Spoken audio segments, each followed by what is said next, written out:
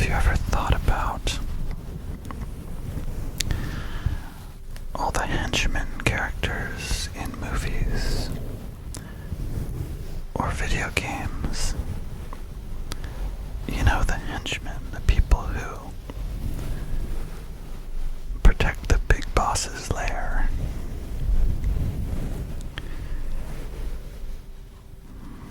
Have you ever thought about what they do the rest of the time? You know, when they're not at work.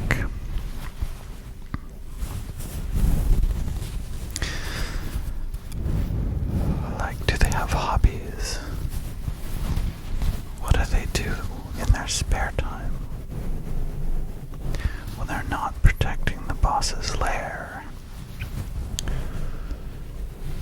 or collecting ransom money, or, you know, those things, those work things? What do they do for fun?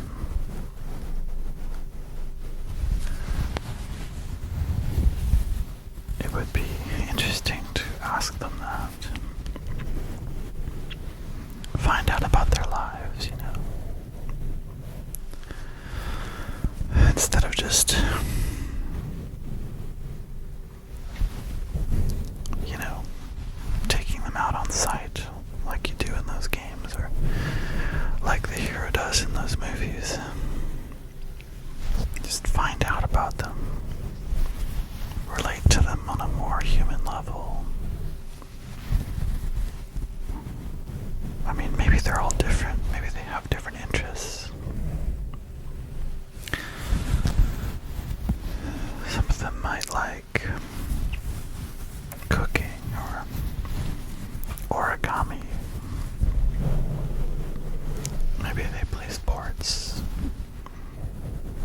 Maybe they play strategy games.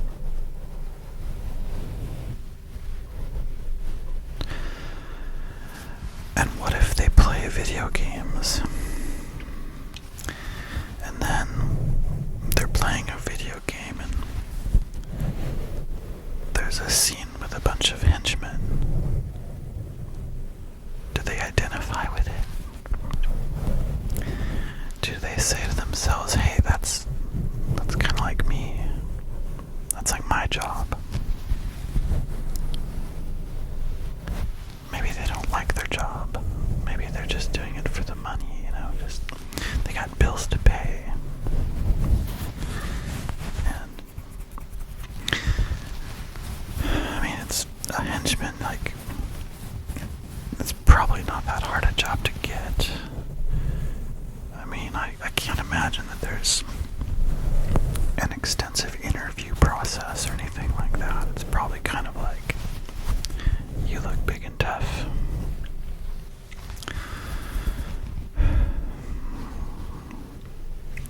Can you find your way around a lair? Are you prompt? Will you show up for work on time? Okay, you're hired. You're hired. You start Monday. And I imagine that job is probably like, it's probably paid in cash, you know. There's probably not like a 401k. There's probably not health insurance. I mean, what a mistake that would be to give health insurance to the henchmen. That would be very expensive.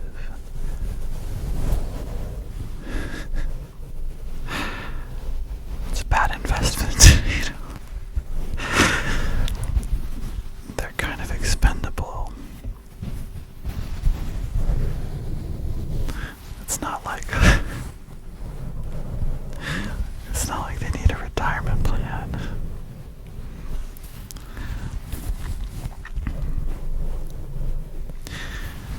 And if they play those games that have henchmen, and then they have to do away with the henchmen in order to get points and level up and stuff.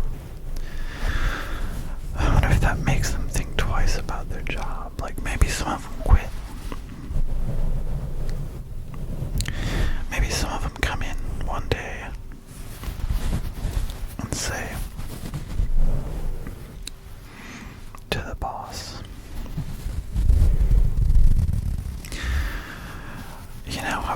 playing this game over the weekend.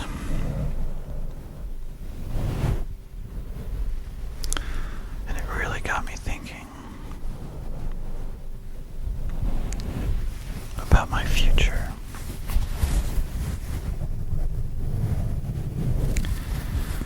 And maybe some other career would be a better choice for me.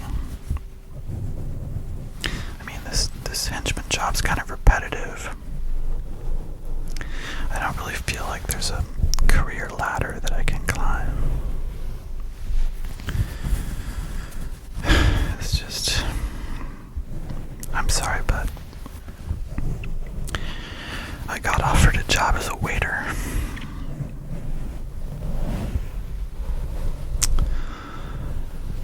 So I'm putting in my 2 weeks notice.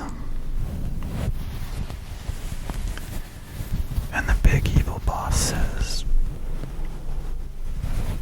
yeah, it happens. I see this a lot lately. People changing careers. I mean, I like you. I didn't necessarily expect you to be a henchman forever. It's kind of a dead-end position.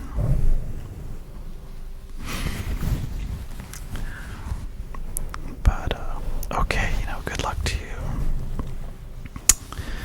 I hope your waiter job works out, and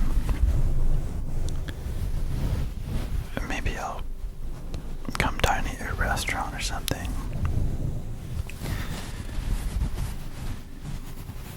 And they agree in a friendly way that that's what happens. There's really no revenge or anything, because the boss only, the evil boss, his focus is on the heroes, not these random employees.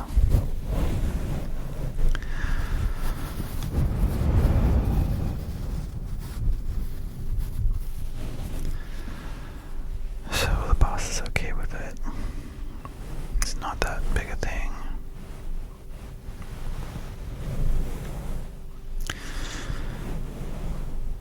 And the henchman just moves on to that next chapter as a waiter, dental technician, YouTuber maybe. Henchmen would probably be good YouTubers. They probably have a lot of stories. Or podcast, Henchman podcast. There's probably demand. I mean, the Henchman podcast would have a varied audience. It'd be like current henchmen, ex-henchmen, curious members of the public. It could be a whole thing.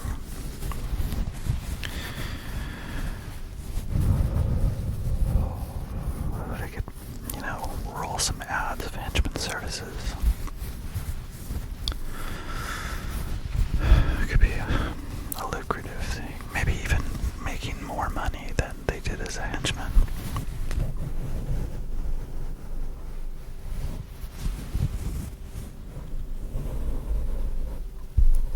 They wouldn't want to let on how much they were making, though, because then everybody would do it, Henchman market would dry up. Everybody becoming a podcaster. It'd be bad for the economy.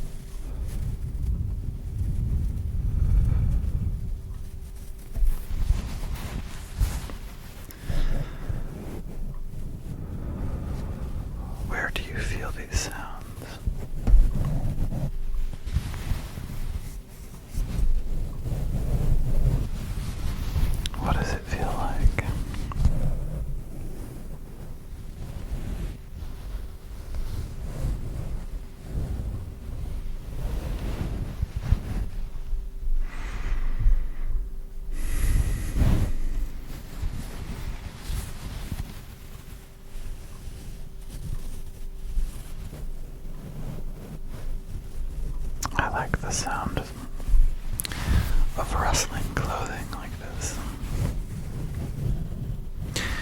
And it's interesting because if you think about it, we hear clothing sounds all the time because we wear clothes.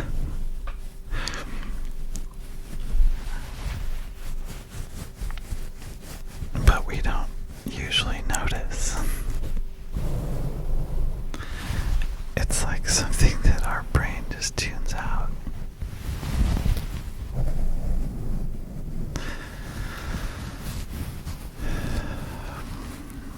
But then if you pay attention,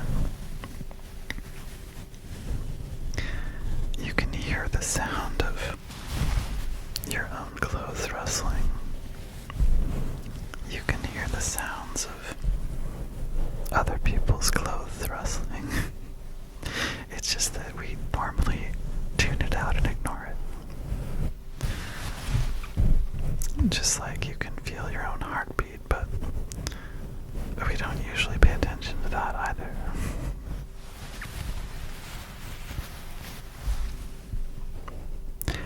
But try it. Try listening to the things that you usually tune out, like clothing sounds, footsteps, all the background noises. And it can be pretty relaxing to do that.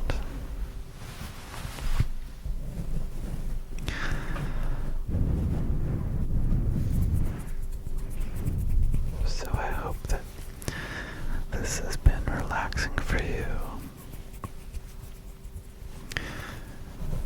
And I hope that you like listening to my nonsense.